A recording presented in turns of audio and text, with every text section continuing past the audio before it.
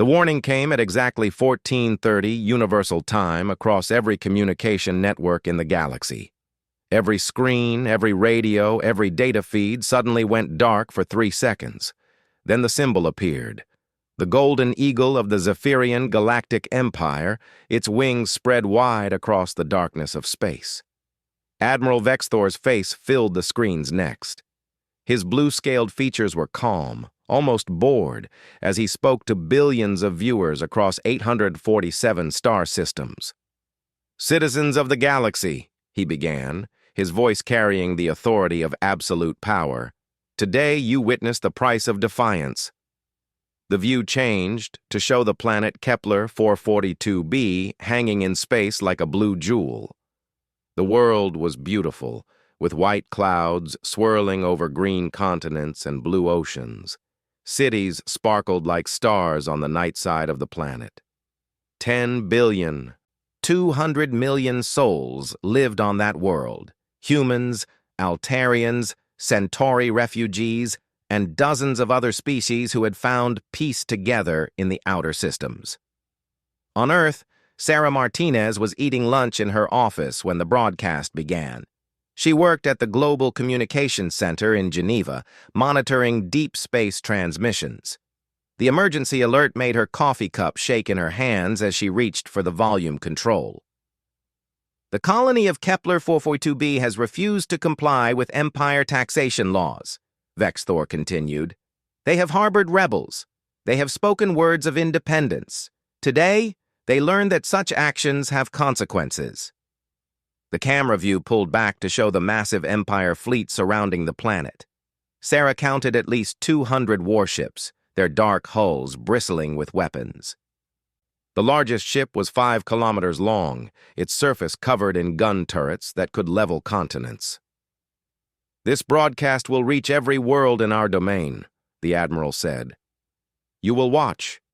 You will remember. You will understand that the Empire's mercy has limits." The first bombardment began without ceremony. Beams of white light struck down from orbit, and where they touched, cities vanished in flashes of nuclear fire. The camera showed the strikes from space, each explosion blooming like a deadly flower on the planet's surface. In her office, Sarah felt sick. She had visited Kepler 442b 5 years ago as part of a trade delegation. She remembered the children playing in the parks of New Geneva, the mixed families where humans lived alongside alien neighbors, the markets where a dozen languages mixed together in happy chaos. Now those places were gone. The bombardment continued for hours. The Empire ships worked methodically, destroying every population center, every farm, every sign of civilization. The planet's blue oceans turned gray with ash and debris. The green continents became black scars. Across Earth, people gathered around screens in horror. In Beijing, an old man wept as he watched the destruction of the school where his daughter taught human children and young Altarians together. In Sao Paulo, a woman turned off her television and sat in the dark, thinking of her brother who had moved to Kepler 442b to start a new life. The broadcast lasted 72 hours. The Empire wanted everyone to see the complete destruction. They showed close-up views of the planet's surface as the atmosphere burned. They displayed sensor readings that confirmed the death of every living thing larger than a microbe. They made sure the galaxy knew that rebellion meant extinction. On the final day, Admiral Vexthor appeared on screen again. Behind him, Kepler 442b was a dead rock, its surface still glowing with the heat of bombardment. "Let this be a lesson to all who would defy the Empire," he said. "Your species' survival depends on absolute obedience. The Zephyrian Empire has ruled for 3,000 years. We will rule for 3,000 more. Resistance is not just futile. It is a death sentence for your entire world." The broadcast ended, and normal communications resumed across the galaxy. On most worlds, the reaction was exactly what the Empire wanted: terror and submission. Rebellious governors sent messages of loyalty. Planets that had been slow with their taxes paid immediately. Protest movements disbanded overnight. But on Earth, the reaction was different. In the Global Defense Council chambers beneath the Swiss mountains, President Chen Liu stood before a room full of military officers and government officials. Her face was stone as she read from a tablet in her hands. The confirmed human casualties on Kepler 442b number 847 souls, she said quietly. They were teachers, farmers, doctors, engineers. They had families. They had dreams. They were our people. The room was silent. Everyone knew what those numbers meant. Humanity had spread across the galaxy carefully, quietly. Most aliens didn't realize how many human colonies existed in hidden corners of space. The Empire certainly didn't know. But 847 humans had died in that bombardment. 847 citizens of Earth had been murdered for the galaxy to see. "What are our orders, Madam President?" asked General Morrison, the head of Earth's military forces. President Chen looked up from her tablet. Her eyes were cold as winter stars. "Activate Protocol Omega. Wake up the sleeping fleet. Contact our hidden colonies. The Empire wants to teach the galaxy a lesson about consequences." She paused, and when she spoke again, her voice carried a promise that would reshape the stars. "Then let's teach them what human consequences look like." In the depths of space, in hidden bases throughout the solar system, ancient machines began to wake up. Warning lights flashed red in facilities that had been dark for decades. Computer systems that had been sleeping since the day humans learned they were not alone in the universe suddenly came online. The Empire had just made the biggest mistake in its 3,000-year history. They had killed humans. And now they were going to learn why that was a very, very bad idea. 6 hours after the broadcast ended, Dr. Sarah Chen stood in a laboratory that officially did not exist. 2 miles beneath the Pacific Ocean, hidden inside an underwater mountain, the Lazarus Research Facility had been waiting for this day for over a century. "Are you sure about this?" asked Dr. James Wright, her research partner. His hands shook as he typed commands into the quantum computer. "Once we activate these systems, there's no going back." Sarah looked at the massive machines surrounding them. Each one was a miracle of human engineering, built in secret over decades of careful planning. The technology in this room could reshape matter at the atomic level, bend space and time, and do things that the rest of the galaxy thought were impossible. 847 of our people are dead, James," she said quietly. "The Empire broadcast their murder to every world in the galaxy. They wanted to send a message about consequences." She pressed her hand against the activation panel.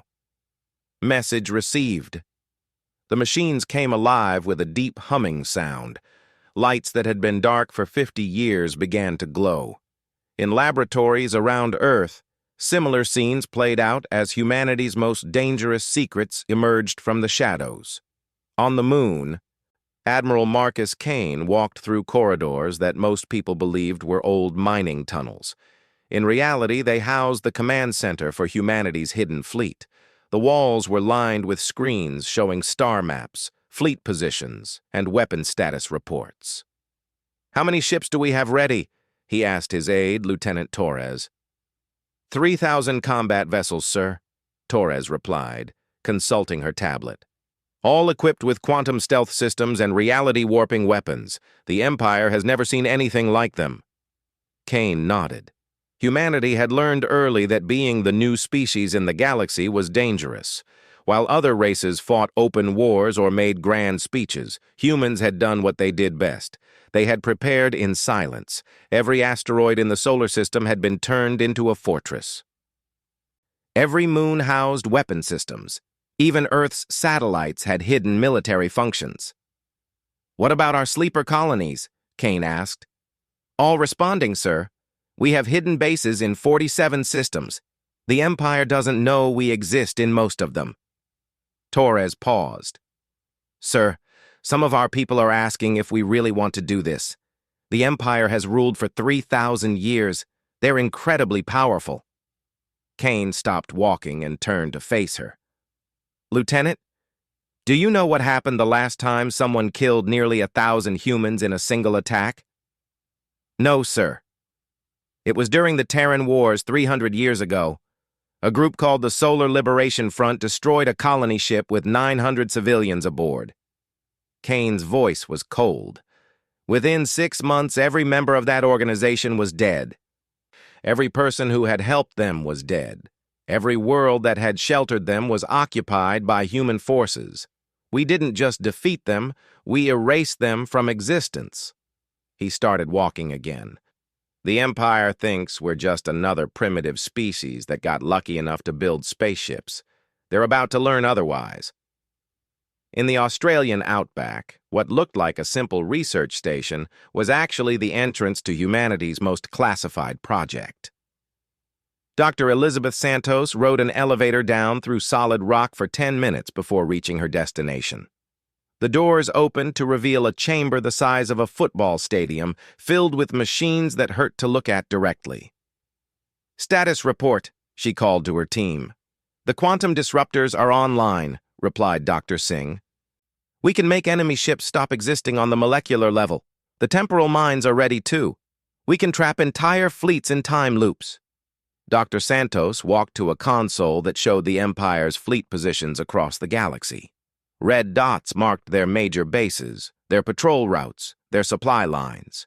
Humanity had been watching and mapping everything for decades. And the consciousness viruses? "Ready for deployment," said Dr. Yamamoto from across the room. "We can turn their AI systems against them. Their own computers will become our weapons." The plan was elegant in its simplicity. While the Empire celebrated their victory at Kepler 442b, humanity would strike at every major target simultaneously, not with massive fleets or grand declarations of war, but like a ghost in the night. Empire ships would simply vanish. Bases would go dark. Communications would fail. President Chen Liu stood in the Situation Room deep beneath Geneva, watching reports stream in from around the solar system. Every hidden facility was reporting ready status. Every sleeper agent in Empire space was in position. Humanity's secret colonies were armed and waiting. "Madam President," said General Morrison, "we're ready to begin operations. But I have to ask, are we sure we want to reveal our true capabilities? Once we do this, the galaxy will know what humans are really capable of." Chen looked at the photograph on the wall. 847 faces. The humans who had died on Kepler 442b. Teachers, doctors, farmers, children. People who had traveled across the galaxy to build new lives, only to be murdered for a political lesson. "General, the Empire made a choice when they killed our people," she said. "They decided that human lives don't matter. They broadcast our deaths across the galaxy to show that we're weak, that we're expendable." She turned to face the room full of military officers and government officials. "They're about to learn that they were wrong on both counts. Humanity isn't weak, and we are definitely not expendable." The final piece of the puzzle was already in motion. On a space station orbiting Saturn, Commander Lisa Park was loading the last of the quantum torpedoes into her ship's weapons bay. The UES Ghost was one of humanity's newest vessels, invisible to every sensor the Empire possessed. "All ships report ready for deployment," her communications officer announced. Park looked out at the stars. Somewhere out there, Admiral Vexthor was probably celebrating his victory, thinking he had taught the galaxy a valuable lesson about Imperial power. He had no idea that thousands of human ships were already moving through quantum space, approaching their targets. "Signal all vessels," Park ordered. "Operation Lazarus is now active for our 847. For our 847, the crew repeated.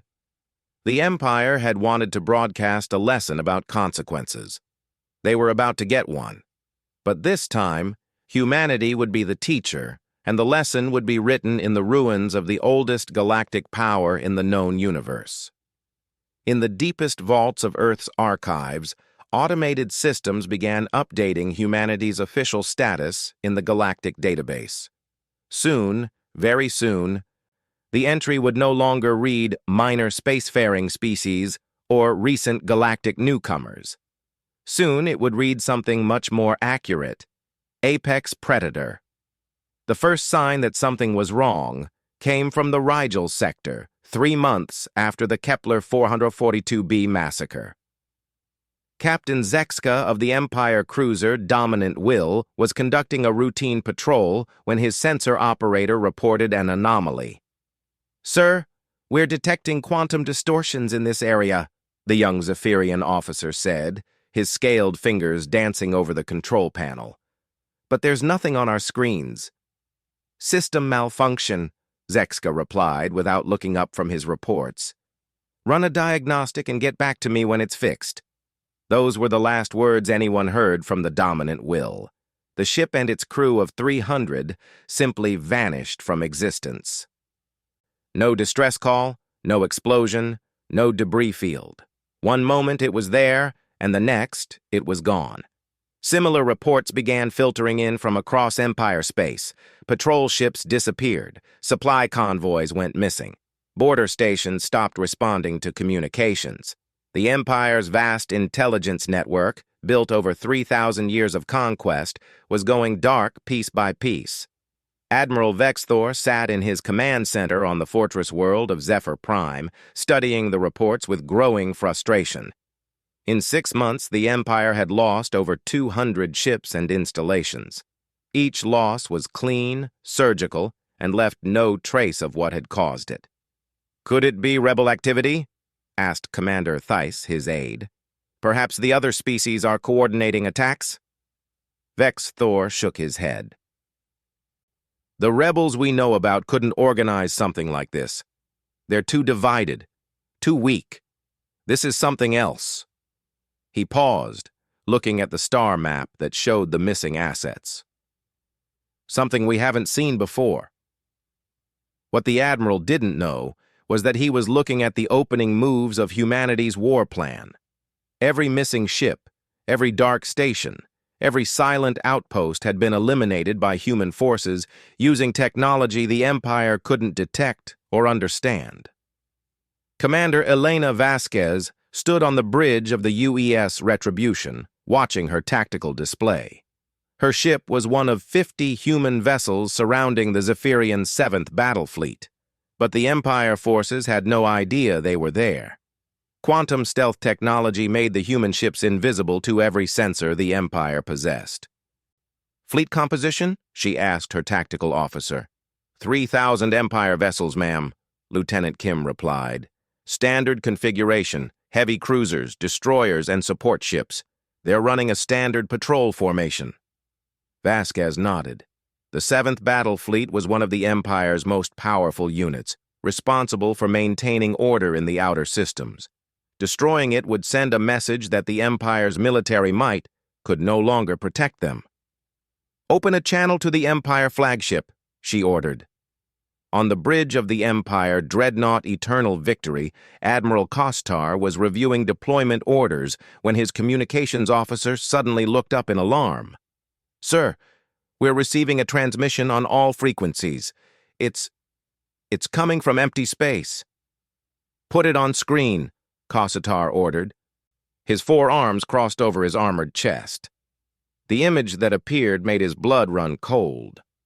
A human woman in a uniform he didn't recognize stood on what was obviously a warship's bridge. Behind her, he could see other humans working at control stations covered in technology that looked decades ahead of anything the Empire possessed. "Admiral Kostar," Vasquez said calmly. "I am Commander Elena Vasquez of the United Earth ships. You are surrounded and outgunned. Surrender immediately, and your crews will be treated according to the laws of war." Kostar laughed, a harsh sound that echoed through his bridge. "Humans, you're primitives. We have 3,000 ships. You have what? A handful of vessels hiding in the asteroid field?" "Actually," Vasquez replied, "we have exactly 50 ships. And you have 3 minutes to surrender before we demonstrate why that's more than enough." The transmission ended. Kostar immediately ordered his fleet to maximum alert and began scanning for human vessels. His sensors found nothing but empty space and distant stars. "Sir," his tactical officer reported, "I'm detecting massive power signatures throughout the fleet formation, but I can't locate their source. It's like the energy is coming from nowhere." That was when the human ships decloaked. They appeared all around the Empire fleet like ghosts, materializing from the void. Sleek vessels that seemed to bend light around their hulls, bristling with weapons that no Empire engineer would recognize. The humans had positioned themselves perfectly, surrounding the 7th Battle Fleet in a sphere of devastating firepower. "Impossible," Kossitar whispered. "How did they get so close without us detecting them?" Vasquez's voice came over the communications again. "This is your final warning, Admiral. Surrender now." "All ships, open fire," Kostar roared. The Empire fleet unleashed everything they had. Plasma cannons, particle beams, and quantum torpedoes filled the space between the two forces with deadly energy. It was enough firepower to crack a planet's crust. The human ships didn't even slow down. The Empire's weapons passed through the human vessels like they were made of light. The humans had developed phase-shifting technology that allowed their ships to become partially intangible, existing in a different dimensional space where conventional weapons couldn't touch them. But human weapons could reach the Empire ships just fine.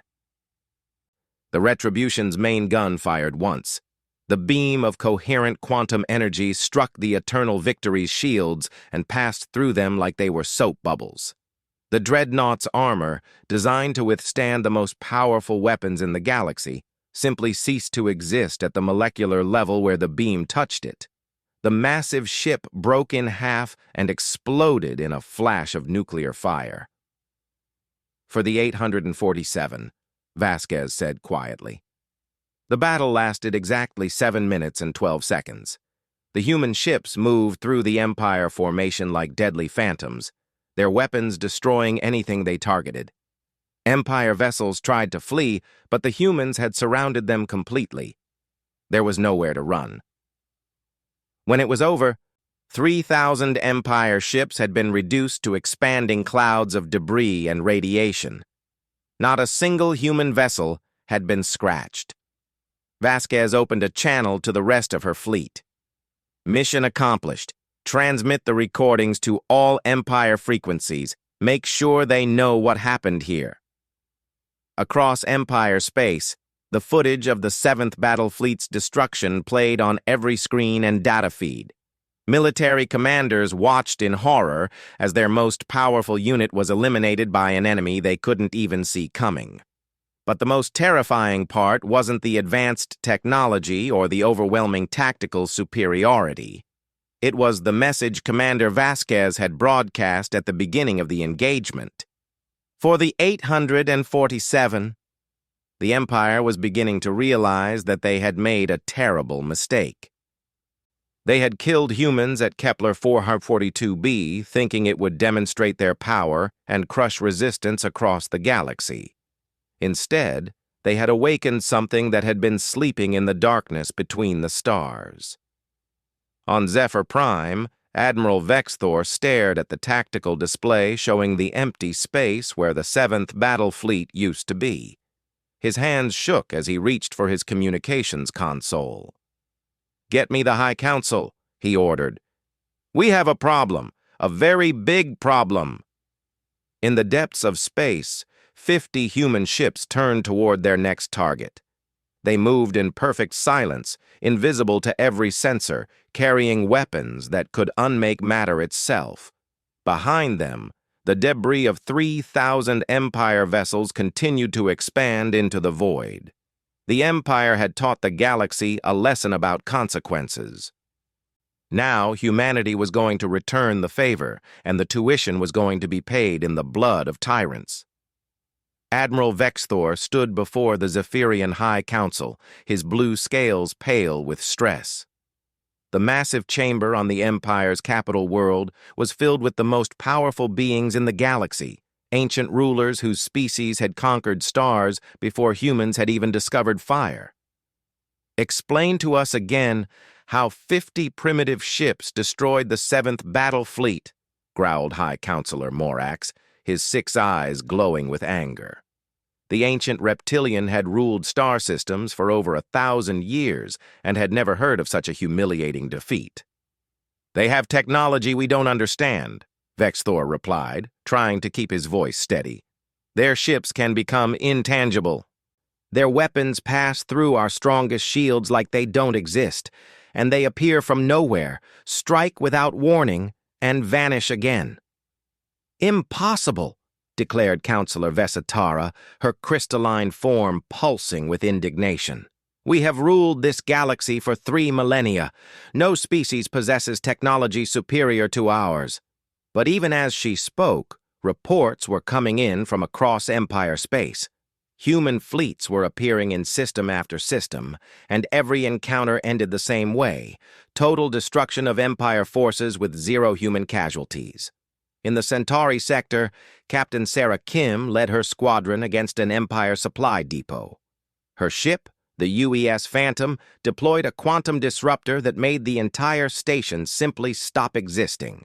One moment it was there, the next it was gone, not even leaving debris behind. Target eliminated, she reported to Fleet Command.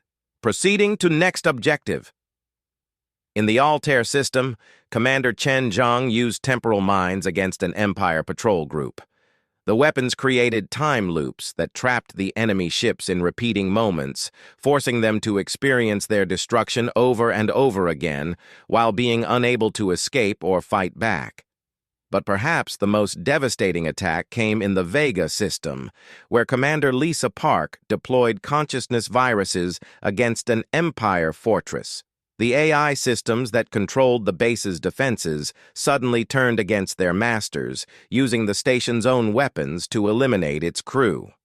This is unnatural, whispered the base commander as his own security robots advanced on him with hostile intent. How are they controlling our machines? The answer was something the Empire couldn't comprehend. Humanity had learned to weaponize consciousness itself, turning thoughts and digital minds into tools of war. Every AI system in the galaxy was potentially a human ally, waiting to be activated by the right signal. On Earth, Dr. Sarah Chen monitored the war's progress from her deep ocean laboratory. The quantum computers around her processed information at speeds that bent the laws of physics, coordinating attacks across hundreds of star systems simultaneously.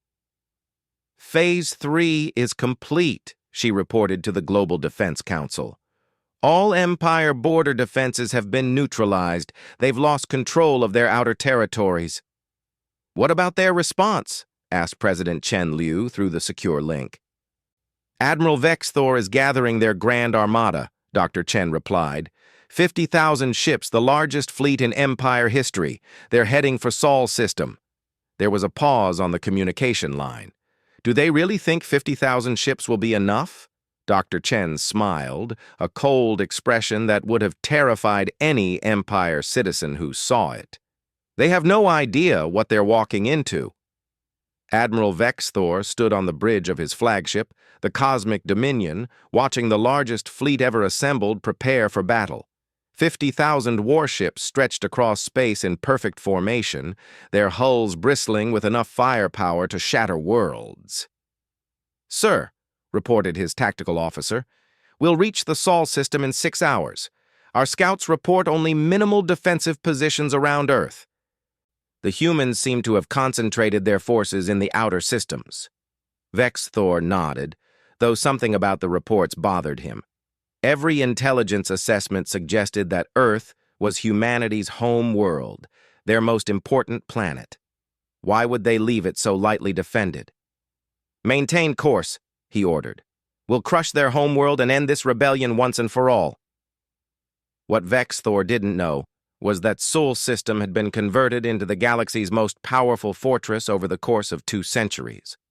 Every asteroid had been hollowed out and filled with weapons. Every moon housed defensive systems. Even the planets themselves had been modified for war. Admiral Marcus Kane stood in the command center, buried deep within Luna, Earth's moon, watching the Empire fleet approach on his tactical displays.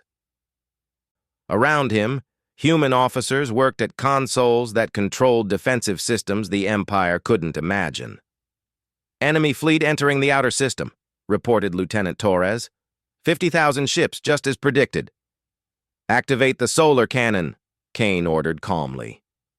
At the heart of Sol's system, humanity's star suddenly changed. What the Empire thought was a natural sun was actually a massive fusion weapon, its output focused and controlled by human technology. The star's surface erupted with directed energy that could be aimed with pinpoint accuracy across interstellar distances. The first blast from the solar cannon vaporized 1,000 Empire ships instantly. The beam of stellar fire was so intense that it burned through the quantum vacuum itself, creating a pathway of pure destruction that no shield could block. "What was that?" Vexthor screamed as his sensors registered the impossible energy signature. "Sir, they've turned their sun into a weapon," his science officer replied, his voice shaking with terror. "The energy output is beyond anything in our databases." But the solar cannon was just the beginning. As the Empire fleet spread out to avoid the stellar fire, they encountered the asteroid belt. What they expected to find was rocks and ice. What they actually found was a defensive grid that had been built over 200 years. Each asteroid opened like a flower, revealing weapon systems that defied the laws of physics. Reality disruptors that made space itself dangerous to exist in. Gravity wells that could crush ships into singularities, time dilation fields that aged Empire vessels to dust in seconds. "Fall back!" Vexthor ordered, but there was nowhere to retreat. Human ships had appeared behind the Empire fleet, cutting off their escape route. Not dozens or hundreds of vessels, but thousands, all materializing from quantum stealth as if they had been invisible ghosts waiting in the dark. The Battle of Sol lasted 4 hours. When it was over, the Empire's Grand Armada was nothing but expanding clouds of plasma and debris. 50,000 ships, the pride of galactic civilization, had been reduced to atomic particles by an enemy they had dismissed as primitive. Admiral Vexthor's flagship was the only vessel left intact, and that was by design. Human boarding teams had captured it while the battle raged, using teleportation technology that allowed them to appear directly on the bridge. Commander Elena Vasquez stood over the defeated admiral, her weapon pointed at his head. Around them, human soldiers secured the ship's crew with efficient professionalism. "Admiral Vexthor," she said coldly, "you are under arrest for crimes against sentient life. You will be tried according to human law for the murder of 847 innocent civilians." "You can't do this," Vexthor gasped, his scales trembling with fear. "I am a ranking officer of the Zephyrian Empire. I have diplomatic immunity." Vasquez smiled, and it was not a kind expression. "The empire you serve no longer exists, Admiral. We just destroyed your entire military. Your government is fleeing in whatever ships they have left. Your rule is over." She leaned closer, her voice dropping to a whisper. "And diplomatic immunity doesn't apply to war criminals." Outside the captured flagship, human vessels moved through the debris field with methodical precision. Every piece of Empire technology was being scanned, cataloged, and either destroyed or claimed as evidence. The galaxy's oldest civilization had been defeated in a single afternoon by a species they had considered beneath notice. On Earth, President Chen Liu addressed the planet from her office in Geneva. "Citizens of Earth," she began, "today we have achieved justice for our fallen. The empire that murdered our people at Kepler 442b has been defeated. Their fleets are destroyed, their leaders captured, and their ability to harm innocent beings has been ended."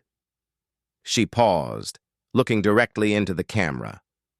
"But this is not the end. This is the beginning. Humanity will no longer hide in the shadows. We will take our place as the galaxy's protectors, ensuring that no other species suffers the fate that befell Kepler 442b.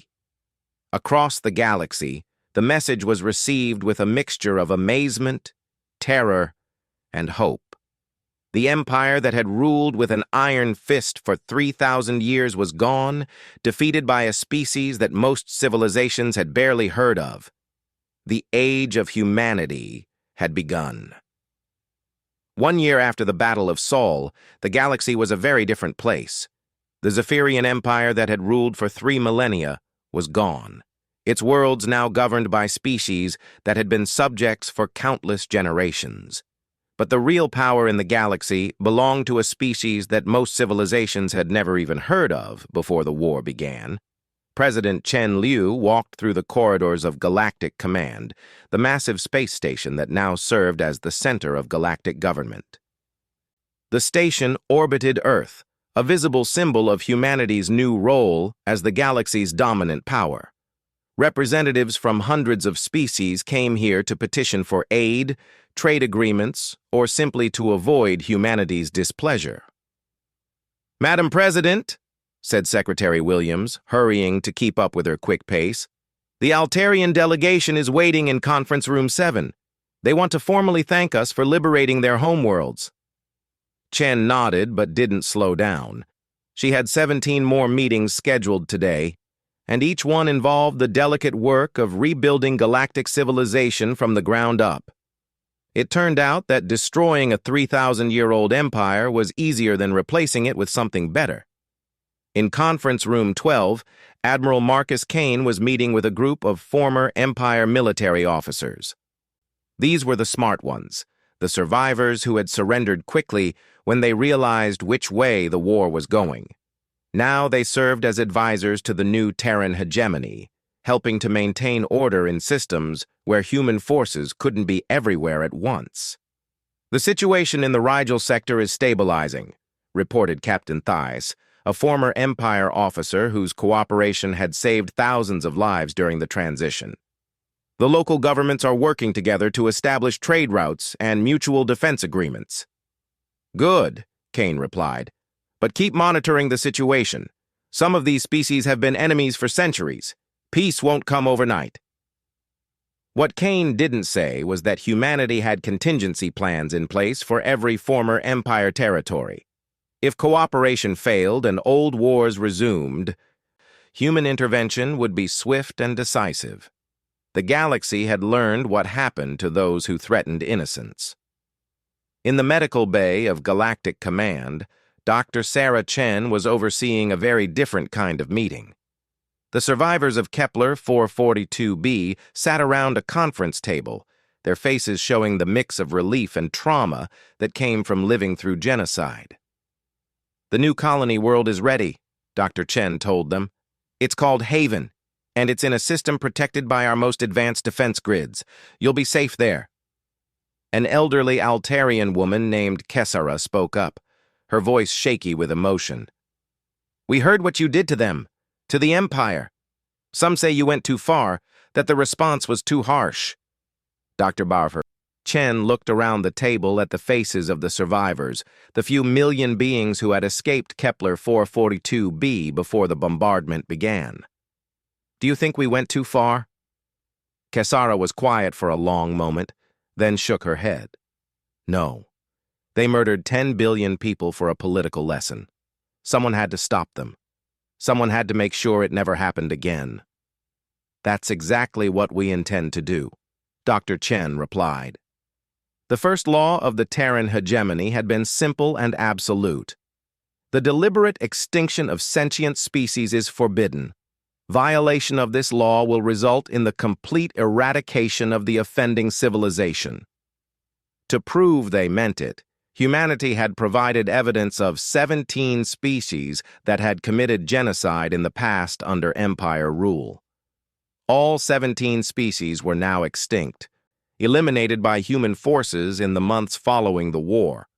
The message was clear: humanity would tolerate many things, but genocide was not one of them. In a prison cell on Luna, Admiral Vexthor sat alone with his thoughts. His trial had been swift but fair, conducted according to galactic law, with representatives from dozens of species serving as observers. The evidence against him was overwhelming, and the verdict had been unanimous: guilty of crimes against sentient life. His execution was scheduled for tomorrow. A human guard opened the cell door, and Commander Elena Vasquez entered. She had been promoted to admiral after the war, and now commanded the Terran hegemony's peacekeeping fleet. "I thought you might want to know," she said, sitting down across from the former Empire admiral. "We found the records of every atrocity committed under your command. 17 worlds sterilized. Over 50 billion sentient beings murdered." Vexthor looked up at her with tired eyes. "I was following orders. I was maintaining imperial peace." "No," Vasquez replied firmly. "You were a war criminal who used following orders as an excuse to commit mass murder. Tomorrow, justice will finally be served." She stood to leave, then paused at the door. "The families of your victims will be watching your execution. All of them. Every species you helped destroy. They deserve to see that their deaths were not forgotten."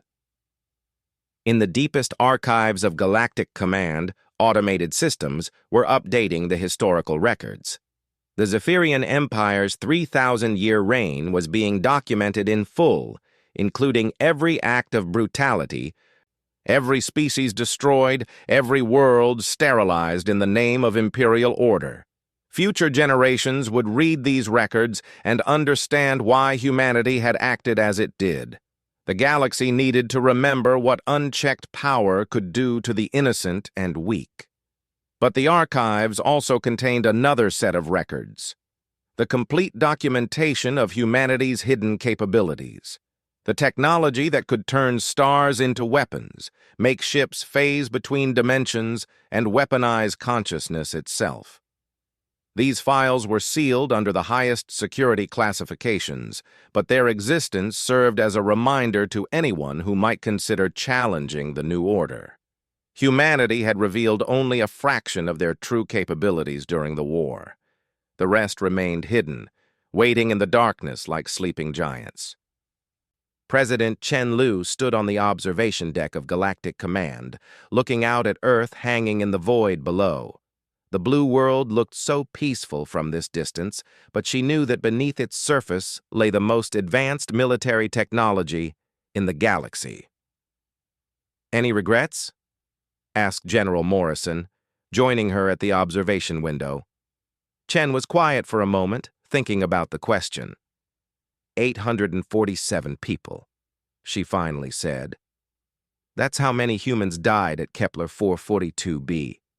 But in the war that followed, we killed millions of Empire soldiers and citizens.